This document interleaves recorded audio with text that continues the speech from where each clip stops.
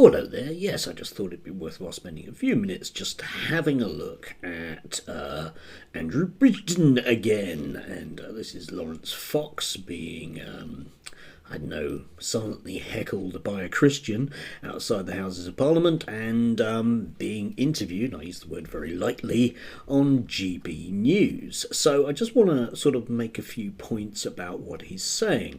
So let's dive in. So, Lawrence, you must be a happy man. You have got an MP. Yes, can I just quickly start, Patrick, by correcting this constant media repudiated narrative that Andrew Bridgen in any way compared the rollout of the vaccine to the Holocaust. He was indeed quoting a Jewish researcher who said that it was the worst thing that happened since the greatest crime against humanity since the Holocaust. And, you know, the problem with the media at the moment is if you repeat the same lie often enough, it starts to become the truth. So, yes. Well, let's just dive in there, shall we? Yes, there are an enormously large number of problems with what Andrew Bridgen said. It was predominantly the straw that broke the camel's back. The problem was that Andrew Bridgen, for example, initially said that it was a senior cardiologist that had said this to him. It now transpires that it's an Israeli sociologist, which is subtly different if you think about medicine. Anyway, let's dive back in, shall we? So I'm absolutely thrilled that Andrew has joined us. We are setting fire to the middle of England here, and I have offered people, and we've worked very, very hard to do this, we're giving people, those very disaffected people, the silent majority, we're giving you a chance now to support Andrew Bridgen in his war against the Conservative Party, who are trying to deprive North West Leicestershire of their own MP. So do you think he's got much of a chance of remaining as North West Leicestershire's MP then? Because obviously, as you will know, sometimes the smaller parties, when push comes to shove and it's just people and their pencil and a ballot at the polling booth, sometimes they just go for what they know, don't they? And in this case, what they know will be the Tories. Well, I mean, if you look at the council results in North West Leicestershire, Andrew Bridgen absolutely did not want this information to become clear at this point, which is why we've had to move things forward. Andrew Bridgen... Just to dive in there, yes, indeed. The Reclaim Party stood candidates in the local elections and they were slaughtered. And whether or not Andrew Bridgen was thinking of the Conservative Party at this precise moment in time, I doubt very much indeed. He's a man who's thinking about very much his own career. However, just thinking about these people, what tends to happen, of course, is that they disappear. There's a very large number now from the different parties in the House of Commons who are sitting as independent MPs because they've done things which are beyond the pale. I mean, that's saying a lot about British MPs, but they don't last. We know this, yeah. Think about all of those Brexit MPs. Where are they now? Let's move on. Wanted to campaign as a Conservative because he is a Conservative, and the Reclaim Party have no interest in the politics in that way. What we want is for Andrew Bridgen to continue to serve his constituency and not have the Conservative Party deprive his constituents of the best MP they've ever had. OK, so what kind of ticket will he be standing on then? Well, what is Reclaim all about?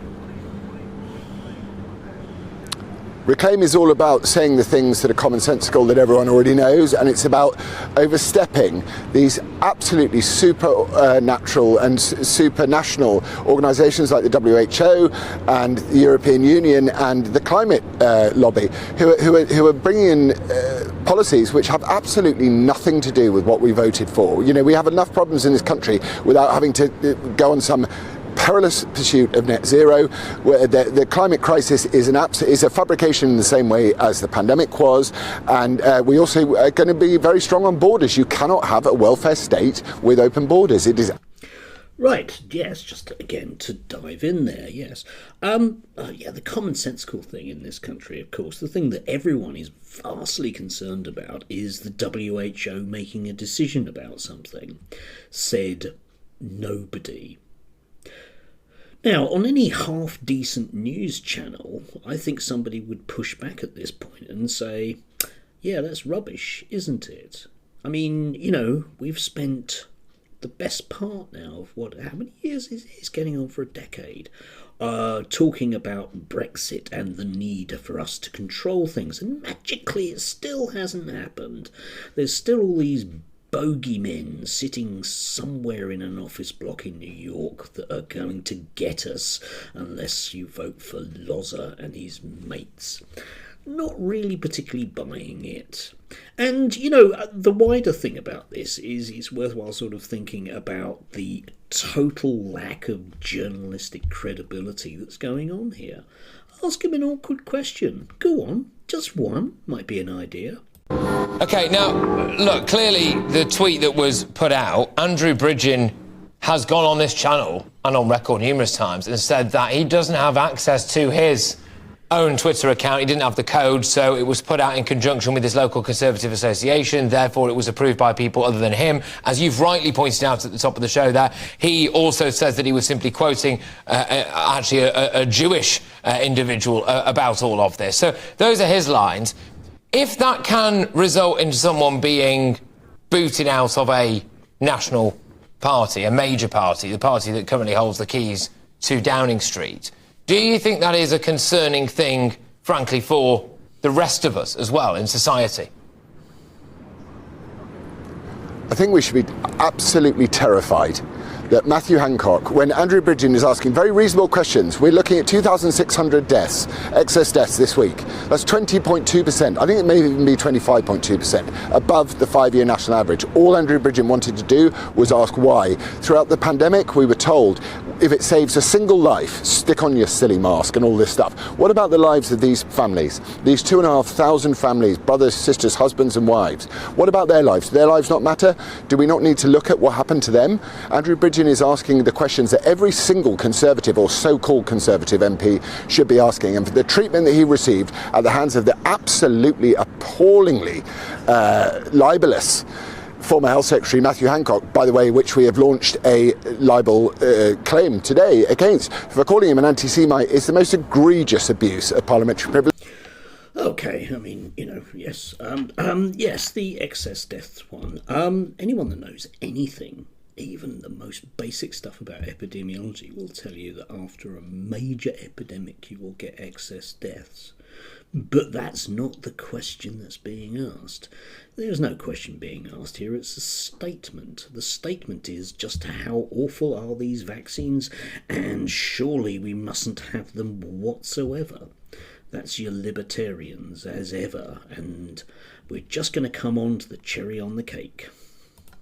But fortunately he shared it on Twitter, which doesn't allow for parliamentary privilege. And I can tell the people of this country, if you want to get behind, if you want to say anything to Andrew Bridgen in a message of support, or you want to hold Matthew Hancock to account, I would say go to the Bad Law Project, go to the Reclaim Party, find the link, get behind. We've had the crowdfunder running for just over an hour. We're £10,000 in. Right. We're going to hold this government to account, but it's the last thing we do. Just quickly, Lawrence, one of Andrew Bridgen's very key points was that the Conservative Party that he sees before him today is not the Conservative Party that he joined. It's not the Conservative Party, in his view, that many people voted for. Therefore, he has not shifted. The party has shifted around him. Surely you must be talking to other Tory MPs who fancy joining your party as well, are you?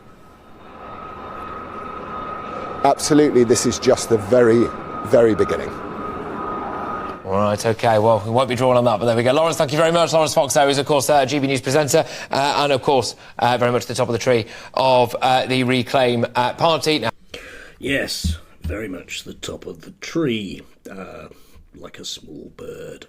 Yes, there you have it. The overwhelming desire for any form of relevance whatsoever.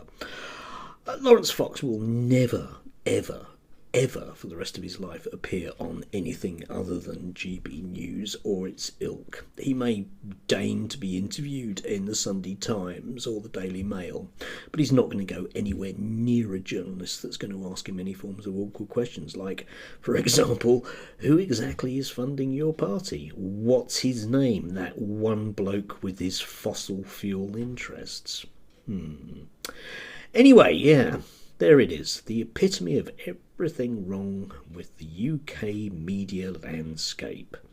And, they're not even pretending anymore, are they? They're not even pretending anymore.